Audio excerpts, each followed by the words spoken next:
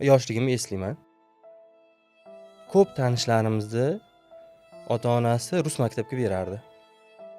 Rus maktabga berardi, rus maktabda yaxshi o'qitadi derdi. Bu narsa faqat meni yoshligimda emas, hozirgacha bo'lib kelayotgan narsa.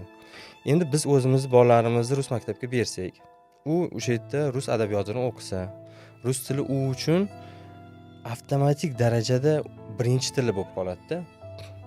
U bolalar hozir katta bo'ldi.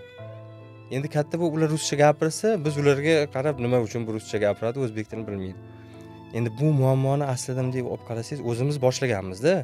Bu muammoga ruslarda yoki boshqa odamlarda anusi ham yo'q. Hozirgacha ishonasizmi? Mana yaqinda bitta maktabda shunaqa narsa bo'ldi. O'zbek sinfda 4 ta bola o'qiydi. 2-sinfda. Rus sinfda 25 ta bola o'qiydi.